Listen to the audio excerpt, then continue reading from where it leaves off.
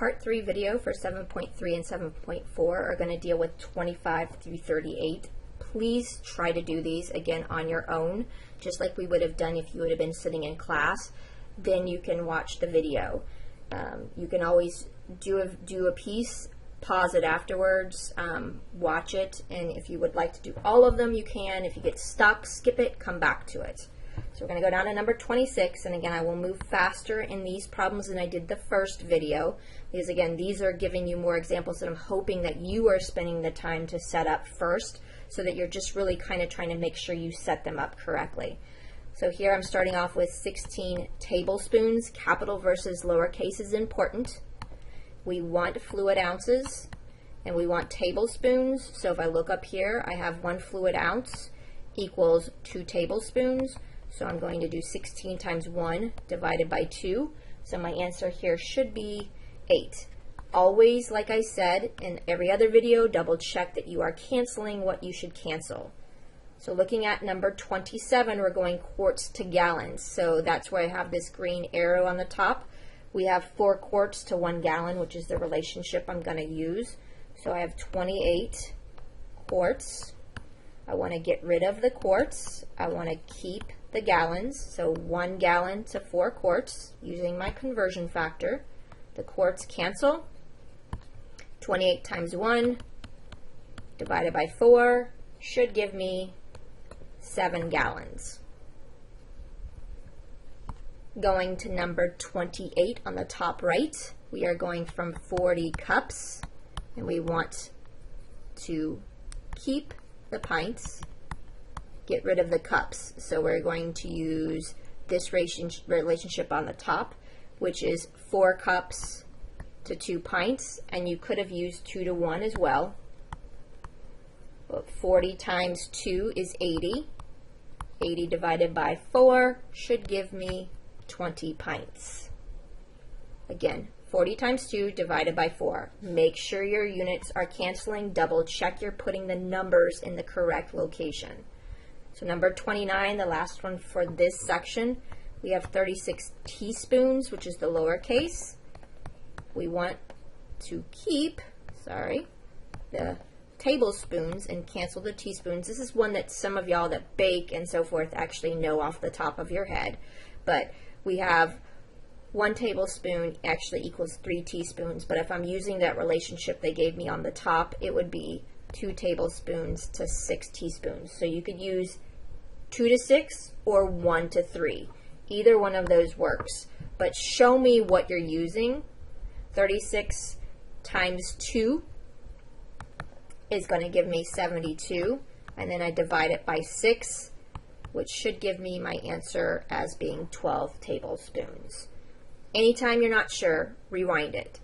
These are not probably on your handout, the conversions, but they are on that conversion handout. So please keep that out while you're doing this handout. When you're in your homework, it will be in a pull-down menu. But these would be given to you on the test. So if they happen to not be showing up in a problem in the homework or the quiz, they will guaranteed be given to you on the test. The ones that were not given to you are the metric to metric versions.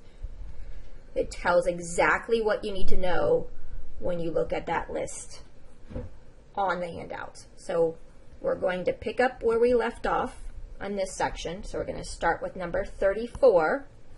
We're now going to start with number 34. We have 10 quarts.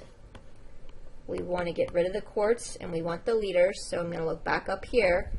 And quarts to liters, I have 1 quart equals 0.95 liters. So 1 quart, 0.95. So I multiply the 10 times the 0.95. That moves the decimal place 1 place. So I should get 9.5 for my liters. Going up to number 35, I am now dealing with fluid ounces to milliliters, which is over here on your right-hand side. So I have 64 fluid ounces. Those of you that have ever been in your nursing or the little medicine cups that they give you, they usually will have the 30 milliliters to 1 fluid ounce. That's the way I actually remember it. So 30 milliliters to 1 fluid ounce. Double check. These cancel. 64 times 30 in my calculator, don't do it in your head on a test because it's easy to multiply something wrong, is 1920. 36, I have 5 tablespoons, and this is again back to the medicine cup. That's just how I remember it. There's 30 milliliters in that medicine cup, and there are 2 tablespoons because it depends on how who wrote it up on what they're doing on how much you take. Usually if it's a actual doctor, they'll give it to you in milliliters because that's more exact. So in here I'm going to take 5 times 30, which gives me 150, divide it by 2, and if I divide that by 2 I get 75. Double check that my tablespoons cancel. 2 more. So going to pounds to kilograms, and this is again one that a lot of y'all try to just memorize in your head, and I say just don't do it on a test, write it down.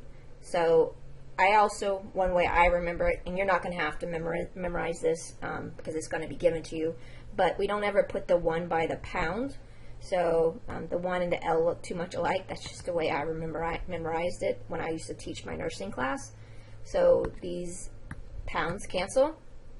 I get 6 times 1, which is 6, divided by 2.2. And again, we're rounding to the nearest hundredths if needed. So my answer when I put mine into my calculator is 2.72. So last one for this video is the 40 milliliters to teaspoons. So this is to my medicine cup again. I have 40 milliliters. I want the teaspoons. I want to get rid of the milliliters. In that medicine cup, there's 30. And if I look back up here, there are 6 teaspoons. This is looking at this one here. So 6 teaspoons. The milliliters cancel. So I end up with 40 times 6 divided by 30. That's going to give me, again, 240 divided by 30. That should give me 8 teaspoons.